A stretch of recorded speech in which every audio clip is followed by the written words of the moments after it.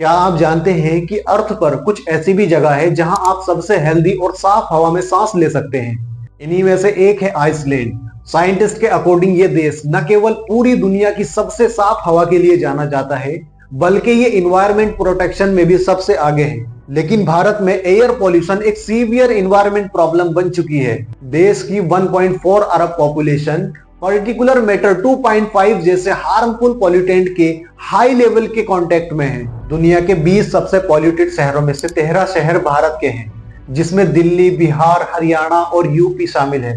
2019 में air pollution के कारण भारत में 17 लाख मौतें हुई, जो टोटल डेथ का 18% है।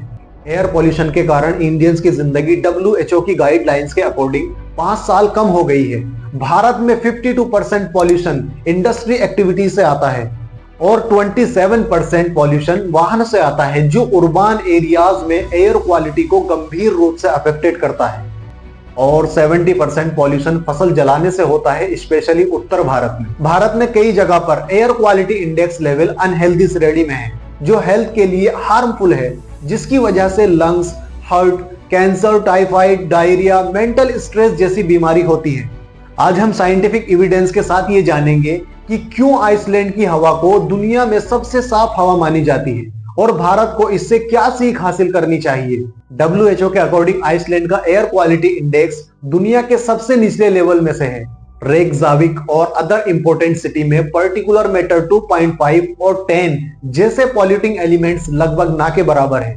पर्टिकुलर मैटर 2.5 वे फाइन एलिमेंट्स है जो लंग्स और हार्ट के लिए हार्मफुल हो सकते हैं, लेकिन आइसलैंड में इसका लेवल ना के बराबर है, जो WHO की गाइडलाइन से काफी बेहतर है।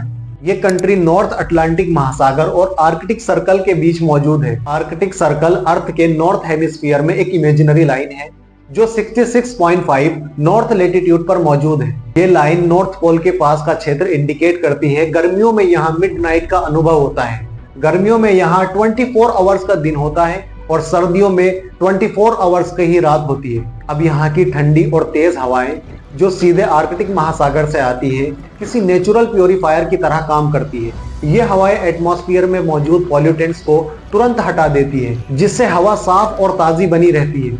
आइसलैंड दुनिया के उन गिने चुने देशों में से है जो पूरी तरह से रिन्यूएबल एनर्जी पर डिपेंड है। यहाँ 99% से अधिक बिजली प्रोडक्शन हाइड्रो पावर और जियोथर्मल एनर्जी से होता है। हाइड्रो पावर में बिजली बनाने के लिए पानी का यूज किया जाता है, जबकि जियोथर्मल एनर्जी, जिसका मतलब होता है अर्थ के नीचे गहराई में चट्टानें और पिघली हुई चट्टानें बहुत गर्म होती है। ये गर्मी पानी को भी गर्म कर देती है।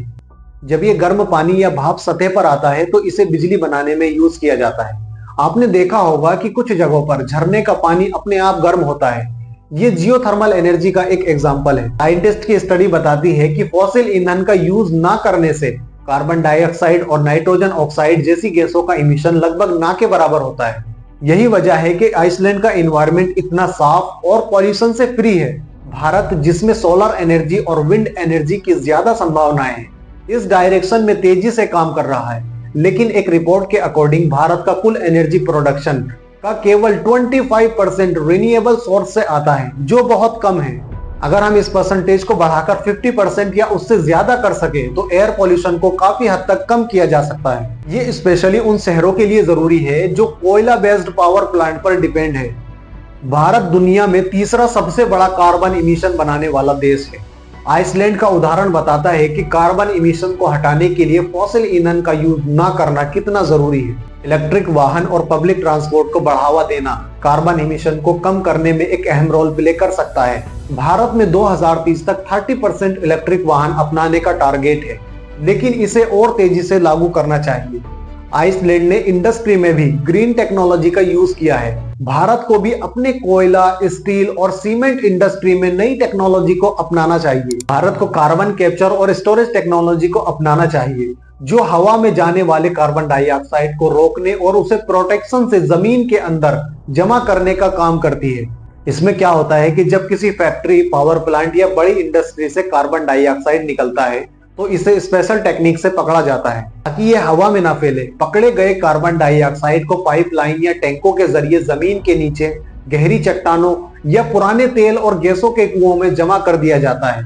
जहां से ये बाहर नहीं आ सकता। ये ठीक वैसा है जैसे आप घर में धूल को झाड़ते समय वैक्यूम क्लीनर से पकड़ते हैं और फिर उसे ऐसी जगह जमा करते हैं जहां से वे वापस ना उड़ सके।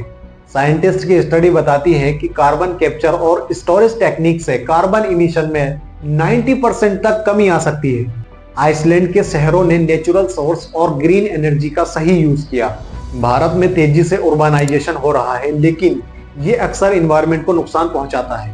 अगर हम ग्रीन उर्बानाइजेशन की ओर बढ़े, जैसे कि ग्रीन बिल्डिंग्स और सोलर पैनल का लगाना और पेड़ों को लगाना, तो शहरों की एयर क्वालिटी में सुधार हो सकता है।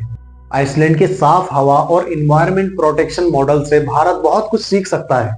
ये लंबा प्रोसेस है, लेकिन अगर गवर्नमेंट, इंडस्ट्री और नागरिक मिलकर काम करे तो भारत एक हेल्थ और ग्रीन फ्यूचर की ओर कदम बढ़ा सकता है। आपको क्या लगता है, भारत को आइसलैंड की तरह बनने के लिए क्या करना चाहिए?